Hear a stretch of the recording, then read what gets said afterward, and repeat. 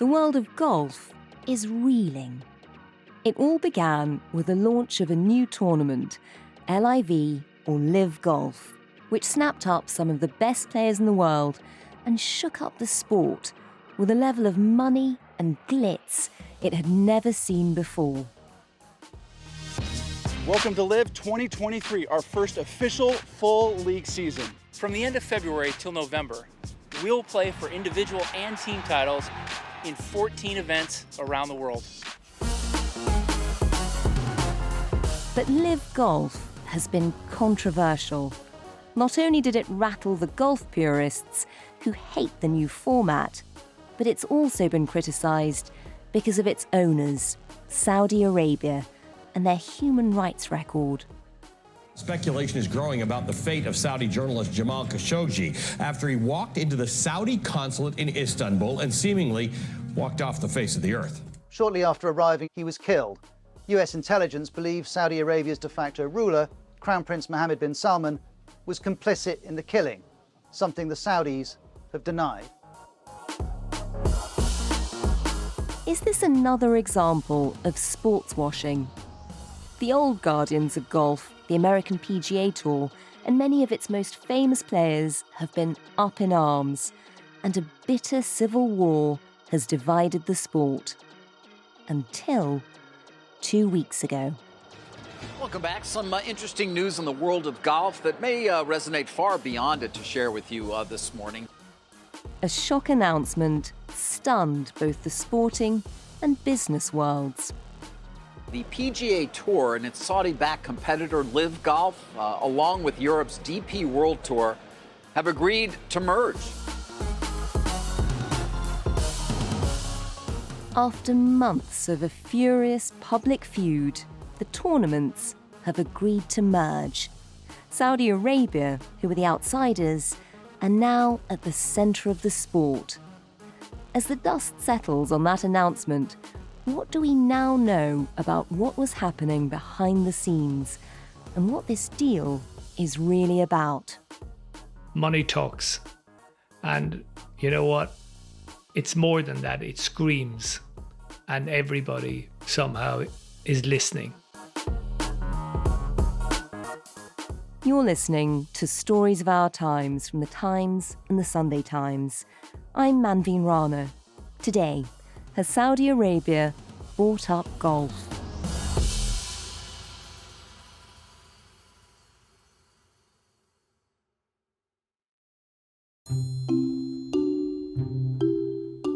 I have to confess, I am a complete novice at this. This is not my area of expertise. What I will try to do is I will try to explain it to you as I would try to explain it to a group of people in a bar. Perfect. I'm David Walsh, Chief Sports Writer at the Sunday Times. David, take us back to before this whole LIV saga began. How did men's golf actually operate? Male elite golf basically had a number of tours. You have a European tour. So the best European players would play on the European tour. And then you had the PGA Tour, which was the American equivalent. And because golf is such a huge, I would say, sport-industry in the US, the PGA Tour became the biggest, most wealthy tour in the world. And the best European players increasingly started to gravitate to the PGA Tour. So the American Tour grew to be the commercial giant that it is, becoming the dominant world tour. And the PGA Tour of America has a strategic alliance with our European Tour, which is known as the DP World Tour. So the PGA Tour is clearly the biggest tournament in the world. And then, last year, there's this disruption. A new competition emerges that's challenging all of the old ones. LIV. Just tell us a bit about that. How different was it? The reason why it was different, Manveen, is because the people supporting the LIV Tour, Saudi Arabia's public investment fund, had access to, relatively speaking, unlimited wealth. And what they did was they just went for the biggest players and said, look, if you were to join our tour and commit to 4 years, we'll give you $200 million. A lot of money. And if you're Phil Mickelson and you're now in your early 50s and you're still a really good player, one of the best in the world, you think, could I do with $200 million now? Yes, I could. I believe that LIV Golf is going to do a lot of good for the game as well. And I'm excited about this opportunity. That's why I'm here.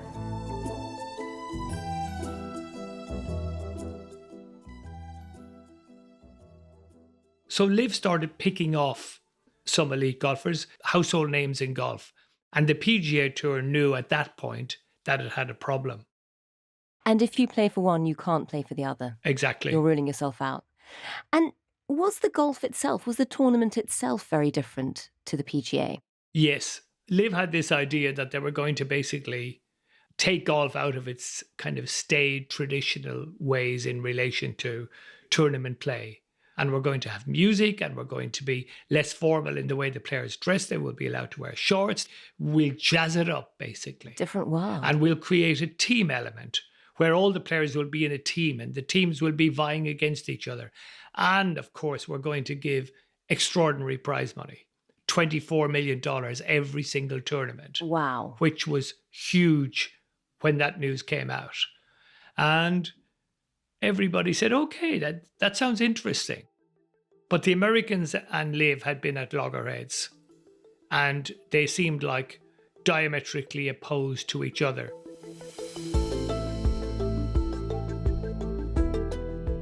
They were diametrically opposed to each other and very, very public about their opposition until, very suddenly, earlier this month, they shocked the world by announcing a deal. Now, this is potentially huge breaking news just reaching us because the PGA Tour have agreed to merge with the rival LIV Golf.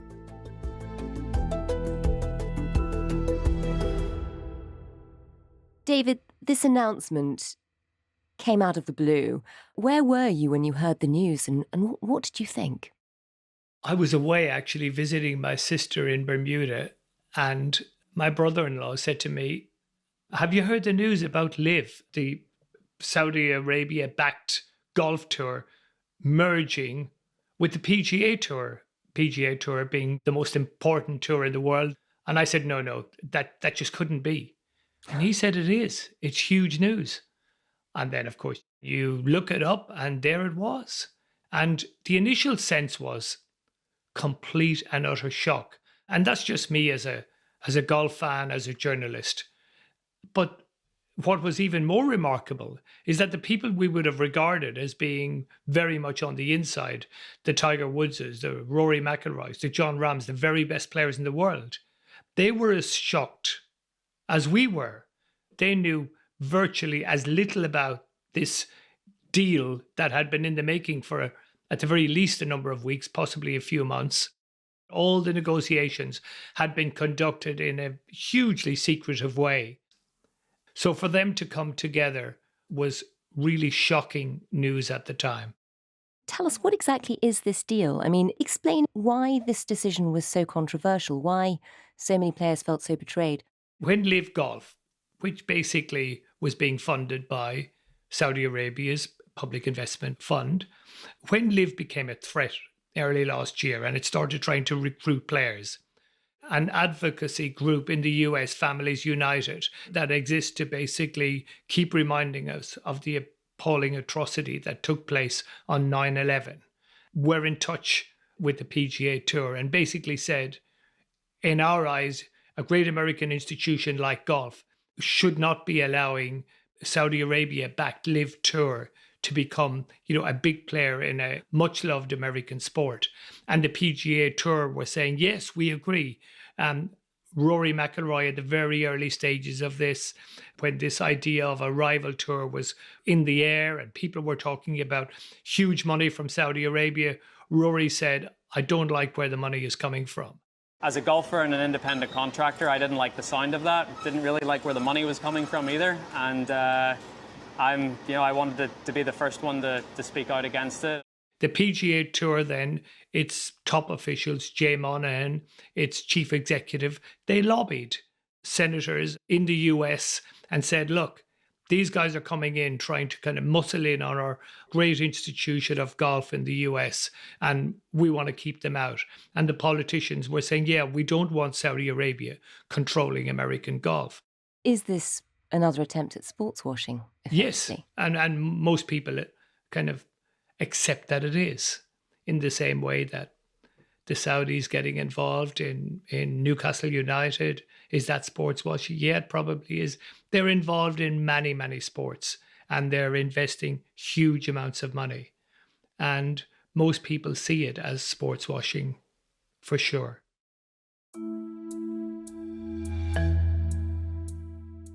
And you mentioned the fund that is able to throw so much money at the LIV version of golf. We know it's a Saudi investment fund. Just explain, how closely aligned is that to the state? Is it basically the Saudi government? It is absolutely the Saudi government. The chairman is Mohammed bin Salman, the Crown Prince, who's basically the boss in Saudi Arabia. So everything that fund does is with his say-so and his approval.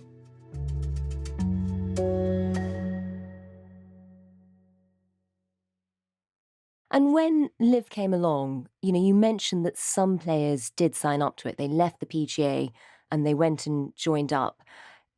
Obviously, they were offering a lot of money, but what were they saying about it at the time? How did they defend their choice? This was a real source of controversy at the time, because a lot of the players who were signing up were saying they were signing up because they wanted to grow the game. They thought this new tour would offer a different golfing culture and it would bring new fans in. And us kind of golf fans are looking at the guys and say, please guys, just tell the truth. You joined because you were offered a huge amount of money. And David, you mentioned that some players like Rory McIlroy, and even I have heard of him, had turned it down. Just tell us a bit about Rory as a character. What was it about him that made him think, I wouldn't take the money? I think Rory is a very principled, ethical guy who tries to do the right thing. He's very honest when he talks about his motivations. He will say things that kind of get him in trouble. I still hate LIV. I hate LIV. I hope it goes away. He was just one of those players who, almost took a moral stance. And that's unusual in professional sport, it should be said. But he took that stance, and then he wanted to be a leader within the PGA Tour to say to the guys who might have been wavering, stick with us. We're going to get a better deal for the top players on the PGA Tour. And Rory, of course, had a great ally and a tremendous support from basically the king of all golf, Tiger Woods. Tiger Woods' career may be kind of fading out to an end now because of his awful injuries. But Tiger really took on the leadership role with Rory.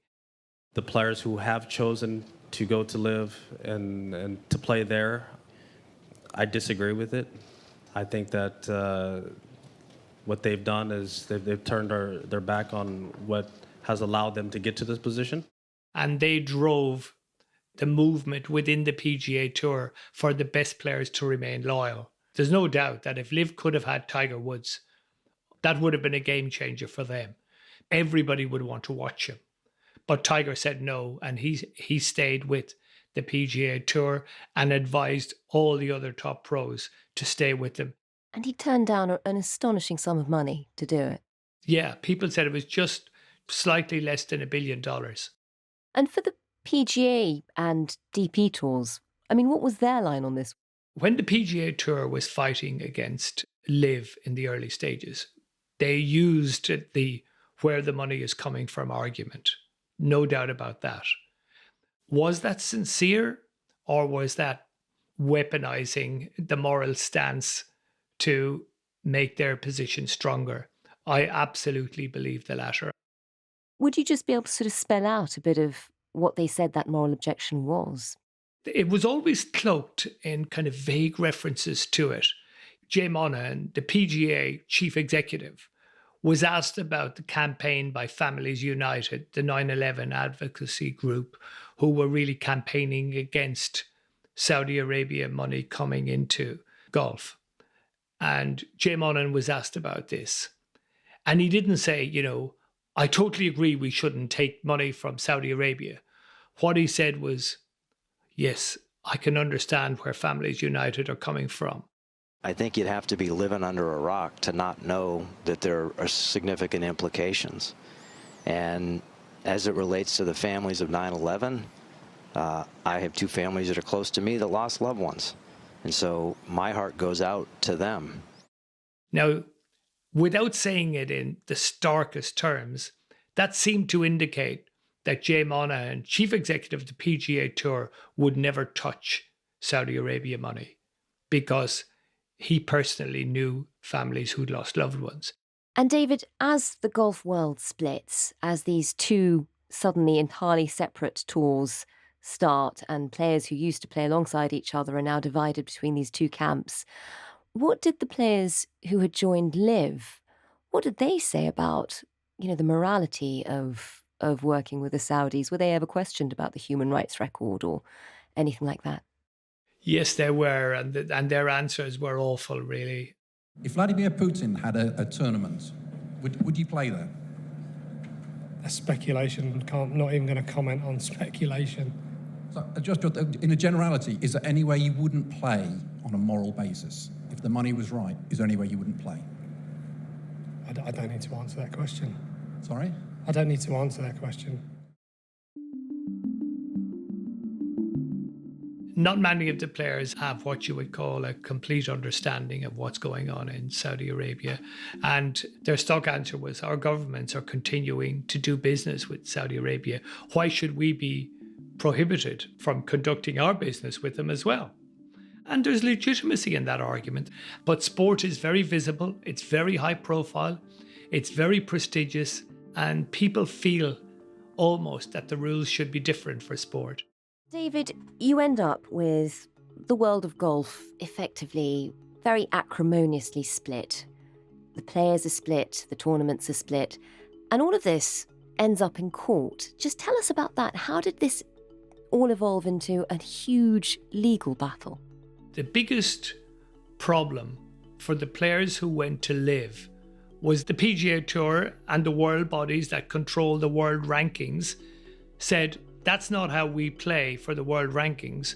So the players who've gone to LIV, they're playing tournaments on the LIV Tour, but they're not getting world ranking points. And every week their ranking is dropping. And soon they won't be able to play in golf's 4 majors. Now that's a major problem.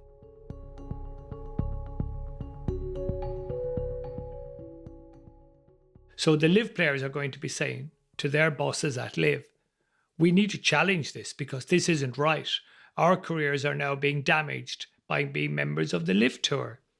So LIV launched its lawsuit against the PGA Tour. The PGA Tour said it would fight it. And the case threatened to run for 4 or 5 years. And in no time, it was costing tens of millions. Wow. And that became the biggest problem for the PGA Tour.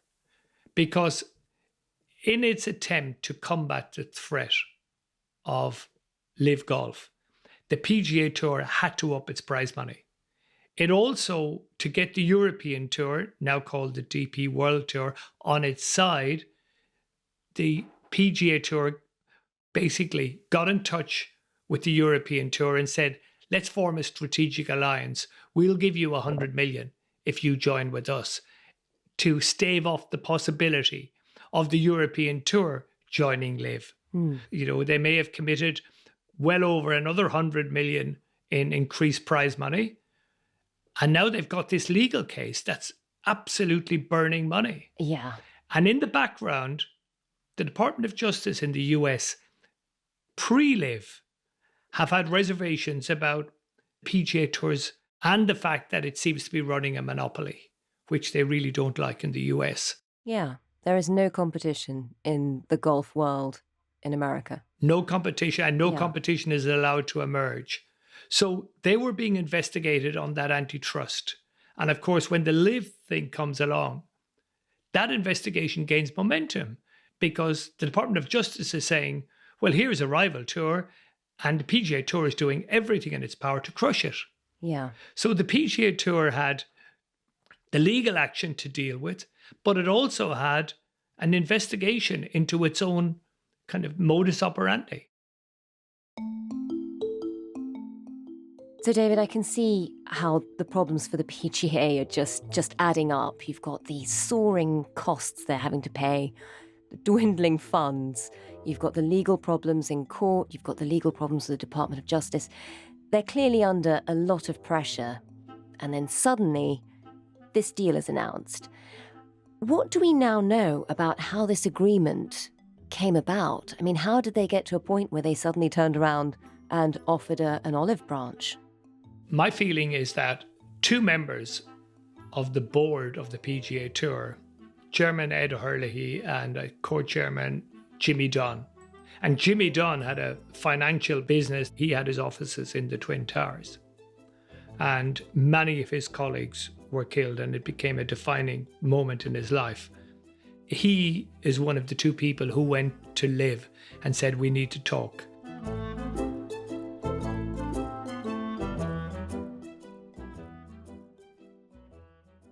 And they got talking, and basically what Dunn and Hurley saw when they looked at the PGA Tour's books was a model that just wasn't going to survive. The way money was disappearing and not being matched by the money coming in. So Dunn and Hurley decided that a deal had to be done. What was in this for the PIF, who were basically funding LIV Golf, was they were now forming an alliance with basically the institutional entity in golf that controlled golf, the PGA Tour. And if you were sitting at the PGA table, you suddenly had become a big player in world golf. And that opens you up to all of the PGA Tour sponsors, which are going to be the biggest sponsors in world sport. And it gives you access to a world that can significantly affect your business. So PIF were interested in what Dunn and Hurley were offering. Reportedly, they've committed to put in an initial $2 billion. And for that, they get 20%. And the chair will be the PIF's representative, Yasmir Al-Ramayan. That's enough for the PIF to think, we've done well here. The PGA Tour are now explaining it in terms of financial necessity. But so much needs to be sorted out on this. How the PGA Tour deals with this is going to be extremely interesting to watch. I mean, I was thinking about Rory McIlroy's situation. He once said that he didn't like where the money was coming from. Now you have a situation where Rory's tour has jumped ship and done this alliance with LIV Golf, with PIF. So what does Rory do? And in one way or another, he will be getting money from the place he said he didn't want them. Exactly. I mean, if you were in Rory's position, you said you didn't like where the money is coming from, and then 3 years later, you're offered $200 million compensation. Yeah. Do you still say, I don't like where the money is coming from? It's hard. It's incredibly difficult. Some problems, I suppose, you might like to have.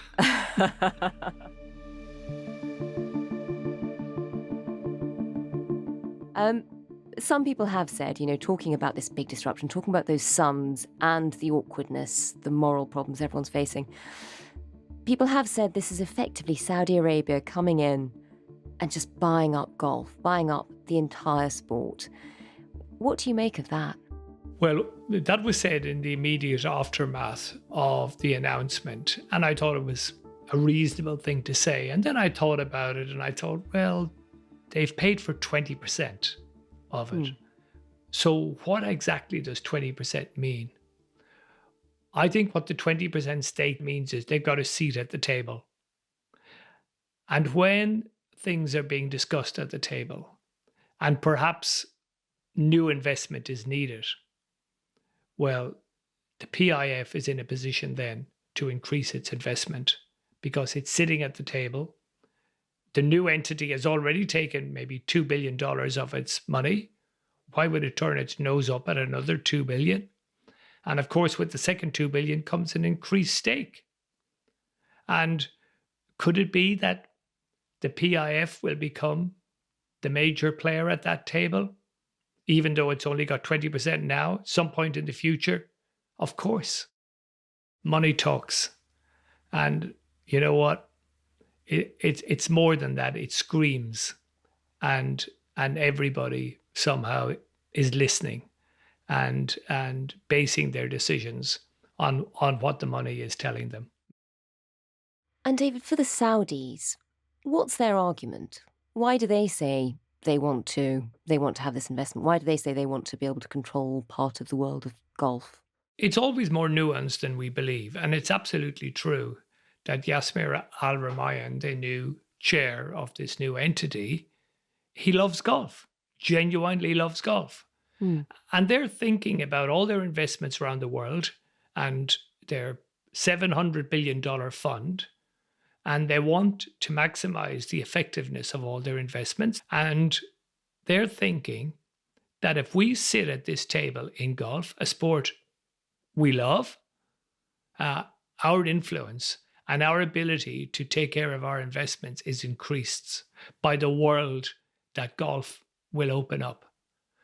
I remember, Manveen, about 10 years ago or sometime around then, it became fashionable to say that cycling had become the new golf, that executives were now in lycra, not in their polo shirts on golf courses. And I kind of bought into that to a degree. You saw lots of businessmen taking to the bike. But the commercial power that golf has in the sporting world is still extraordinary.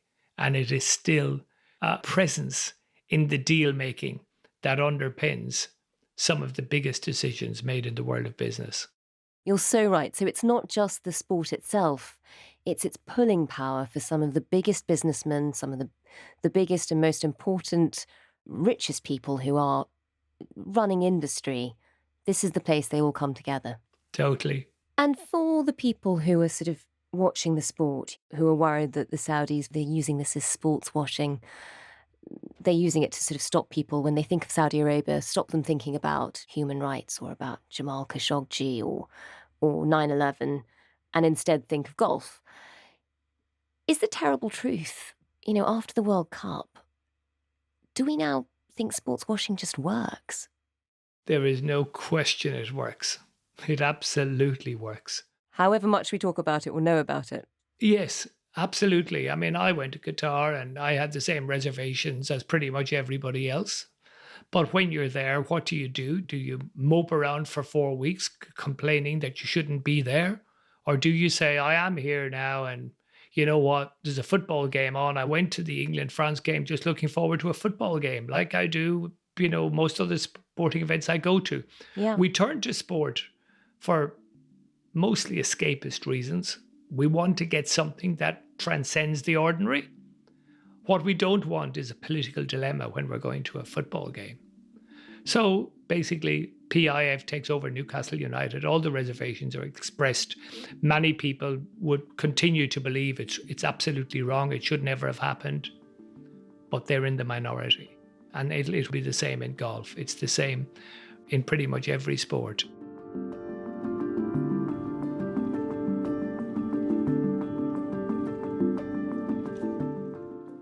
You've been listening to Stories of Our Times, a podcast brought to you thanks to the subscribers of The Times and The Sunday Times, with me, Manveen Rana, and my guest, Chief Sports Writer at The Sunday Times, David Walsh. If you're a subscriber, you can read David's most recent Sunday Times article on the remarkable story of the horse trainer Roger Varian, as he reflects on how the brutal murder of his older brother in 2010 shaped his life and his career in the world of racing. The producers today were Edward Drummond and Oliver Adamson. The executive producers were Kate Ford and James Shield, and sound design was by David Crackles. If you can, please do leave us a review. It'll help others to find us. Thanks for listening. See you tomorrow.